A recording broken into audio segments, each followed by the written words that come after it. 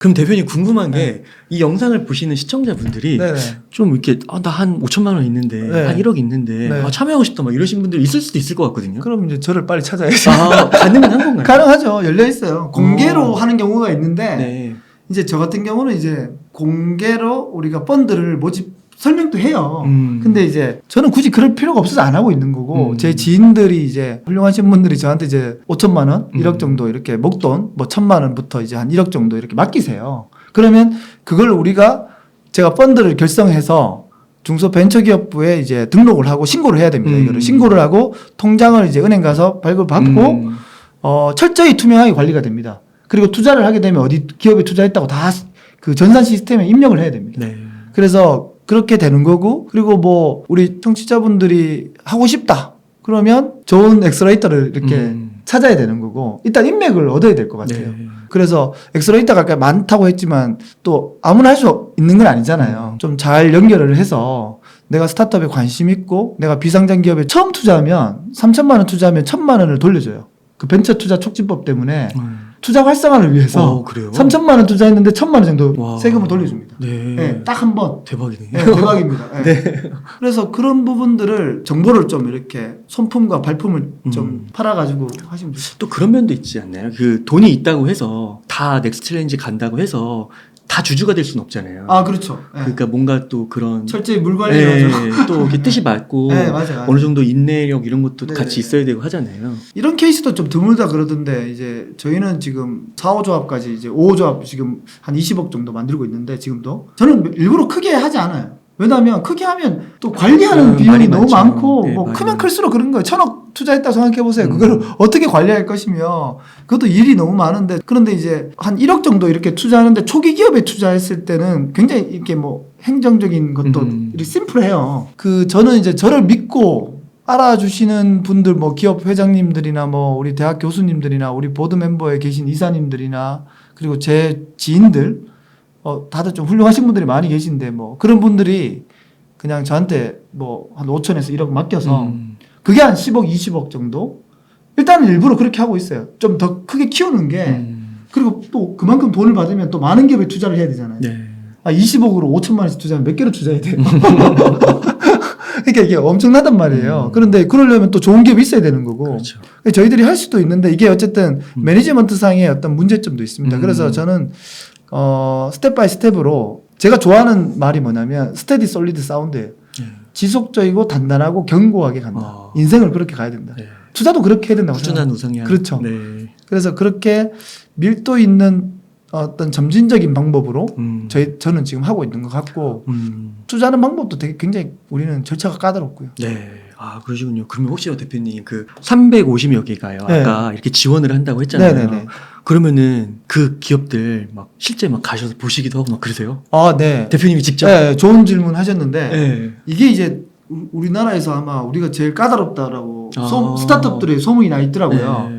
저희들은 5차에서 6차까지 스크린을 합니다. 네. 최근에 8개 투자한 게 지난주에 다 결정이 된 거예요. 그래서 핫한 얘기를 좀 말씀드리면 358개가 이제 지원이 됐습니다.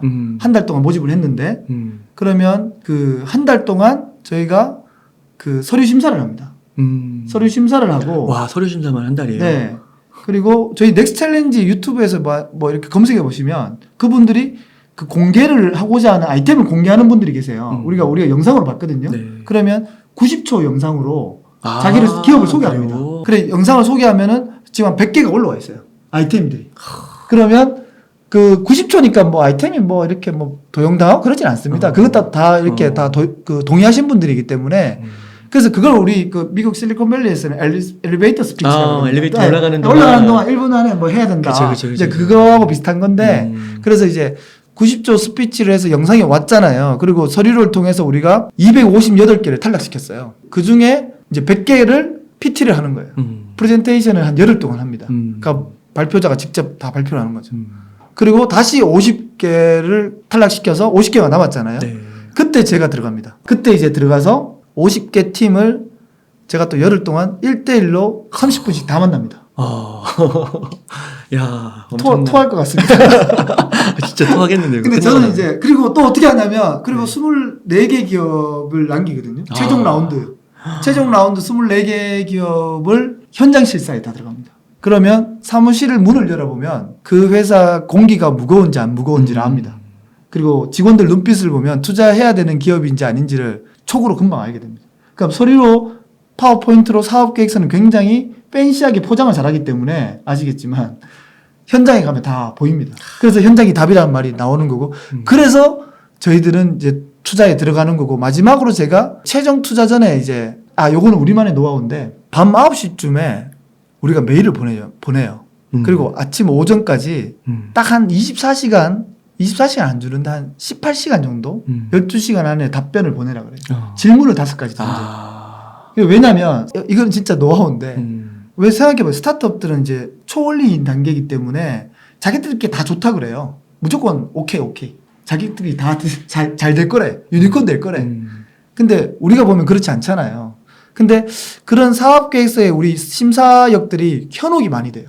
왜? 비즈니스 플랜을 굉장히 잘 쓰고 발표를 굉장히 잘할 수 있잖아요. 스피치를 굉장히 잘할 수 있잖아요. 그럼 현혹될 수 있거든요. 근데 질문을 제가 높은 수준의 뭐 정말 당신이 비즈니스를 하는 기업 철학이 뭐냐? 어떻게 하면 지속 가능 경영이 될 거냐? 기업 문화를 어떻게 만들어 갈 거고? 그리고 한국 경제를 당신은 어떤 부분에서 ESG를 펼쳐갈 거냐? 뭐 이런 좀 어려운 질문을, 그러니까 약간 생각이 필요한 질문들 있잖아요. 여러 가지 이런 질문들을 제가 던져요. 그게 잘 적었어, 네. 좀 약간 정성적인 부분인데. 그러니까 그런 거는 평소에 좀 생각해두지 않으면 쉽게 답이 10시간 뭐 이렇게 못 하겠는데. 네. 그리고 그게 왜냐면 또 시간을 오래 주면 안 되잖아요. 그렇죠, 그렇게 그렇죠. 짧은 시간에 밤에 보내버려요. 밤에도 생각 못하게. 아침에 일어나가지고. 제일 핵심이 이런 거예요. 평소 때 너가 기업가로서 기업가 정신을 가지고 있고 너 철학을 가지고 회사를 운영하느냐. 그렇죠. 기업은 철학이 있어야 되는 거잖아요. 그렇죠. 이게 장난이 아니죠. 그렇죠. 진짜 장난 아니죠. 그래서 그 철학이 굉장히 중요한 겁니다. 예, 그럼 대표님 오늘 진짜 말씀을 들으면서 되게 굉장히 임팩트 있는 말씀이고 이 말씀을 들으면서 되게 많은 분들이 직접 투자하고 싶다 이런 생각도 많이 먹으셨을 것 같고 또 스타트업에 종사하시는 분들은 또 넥스트 챌린지라는 곳이 있구나 또 알게 되면서 이 책을 또 볼 것 같은데 그러면은 그 책을 이번에 이제 써주셨으니까요. 진격의 늑대. 이 책을 좀 어떤 분들이 좀 읽고 좀 어떤 부분을 좀 알면 좋을지.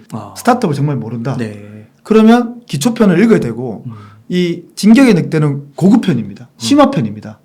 그래서 이걸 읽게 되면 내가 스타트업 생태계를 좀 알아. 그리고 내가 이쪽에 어느 정도 지식이 좀 있으면은 진격의 늑대 바로 들어가셔도 돼요. 근데 진격의 늑대는 읽어보시면 대한민국이 어떻게 나아가야 되는지, 한국 경제가 어떻게 성장해야 되는지가 정책이 나와 있고요. 그리고 팬데믹 2년 반 동안에 셧다운 됐는 동안 글로벌 7개국, 싱가포르, 베트남, 인도네시아, 독일, 영국, 미국, 하여튼 이렇게 7개국의 스타트업 생태계를 조망하고 있어요. 그래서 굉장히 인사이트를 얻을 수 있었다고 독자들이 그 네이버에 뭐 진격의 늑대 쳐보시면 수백 개의 리뷰가 올라와 있습니다. 올라와 있고 그리고 한 가지 팁을 드리면 제가 여기에 올 한 해 어떤 종목이 뜰 거냐 라이징 스타 아이템들 이런 걸 제가 또 기록해놨어요. 네. 이게 굉장히 또 여러분들이 좋아하시는 주식 종목이니까 스타트업 종목인데 이 스타트업 올해 제가 봤을 때 여러분 그 유니콘들이 결국은 그 종목이 좋았던 거잖아요. 그렇죠. 맞잖아요. 그런데 그 블룸버그하고 피치북이 작년에 글로벌 팬데믹 기간 동안에 3천억 이상을 투자한 종목 10가지가 있어요. 그러면 VC들이 벤처 캐피탈들이 3천억을 투자할 정도면은 이유가 있을 거 아니에요. 그렇죠. 그 10가지 종목이 첫 번째가 뭐냐면 디스트리뷰션 커머스예요. 그러니까 유통 커머스인데 그게 어떻게 보면 여러분들 이제 딜리버리 뭐 우리가 쿠팡, 마켓컬리 이런 게 있고요. 이게 2위입니다. 죄송합니다. 이게 2위고요. 첫 번째가 뭐냐면 에듀테크였어요. 왜냐면 우리 웅달님도 아시겠지만은 코로나가 와서 그렇구나. 모든 게 오프라인이었는데 갑자기 온라인으로 다 바뀌었잖아요. 초중 고등학교도 공립학교도 다 온라인 교육으로 바뀌었잖아요. 그래서 이 에듀테크가 굉장히 떴어요. 에듀테크 스타트업들이 뭐 진짜 수천억을 받는 그런 이제 스타트업들이 많이 생겼고 그리고 뭐 루이드라든지 뭐 우리나라 뭐 콴다라든지 뭐 수학을 풀어주는 그런 이제 그 인공지능으로 풀어주는 학습 플랫폼이라든지 뭐 중국은 이제 뭐 위안푸다오라든지 과외 플랫폼 같은 건데 네. 그런 것들이 이제 3천억 이상 막 투자를 받고 뭐 이런 상황들이 있어요. 우리나라는 그보다 금액이 조금 안 되는데 어쨌든 굉장히 이렇게 라이징 되고 있다. 그 다음에 또 제가 기억나는 게 세 번째가 이제 바이오 헬스케어. 그거는 사실 부동의 일입니다. 여러분 바이오는 도화이면 뭐예요? 그러니까 스타트업들을 보면 네. 이게 왜냐면 R&D 시간이 걸리잖아요. 임상. 네, 그렇죠. 네. 그런데 초기에 이게 잘 되면 대박 나요. 그렇죠, 그렇죠. 근데 이제 안 되면은 이제 쪽방 되는 건데, 근데 바이오 헬스케어가 굉장히 어쨌든 미국 시장이나 뭐 동남아, 유럽 시장에도 각광을 받고 있기 때문에 거기에 주목을 하셔야 되고, 그 다음 네 번째가 모빌리티예요. 모빌리티 이제 싱가포르의 그랩이라든지 인도네시아의 고잭, 네. 우리나라는 이제 카카오 공유 택시, 카카오 택시, 공유 택시. 네. 이번에 토스가 소카 타다를 인수했죠. 그랬네요. 네, 인수했죠. 네. 그- 소카가 최근에 상장도 했고. 그렇죠. 그 토스가 음. 그랩을 다 벤치마킹하고 있다고 보시면 돼요. 그러니까 결국은 그랩과 고잭이 그 데카콘이 100조가 가거든요. 10조 이상 100조로 가고 있어요. 네.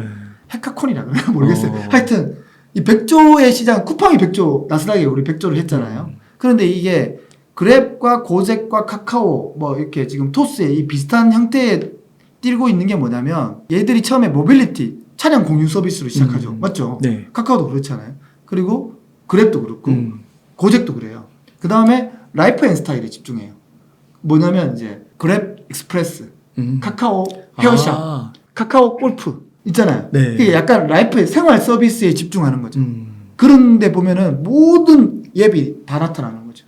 그 다음에 세 번째가 이제 파이낸셜 영역에 투자를 하는 거예요. 카카오페이, 카카오뱅크, 그리고 그랩페이 이렇게 하는 거예요. 그러니까 이게 모빌리티 분야, 그 다음 라이프 앤 스타일 분야, 그 다음에 파이낸셜 분야 이 세 가지 영역을 토탈로 만들어서 슈퍼 앱이 되는 거예요. 그래서 슈퍼 앱이 되는 순간 게임 끝나는 거예요. 토스가 그걸 본 거군요. 네, 토스가 또 따라하고 있는 거예요, 지금.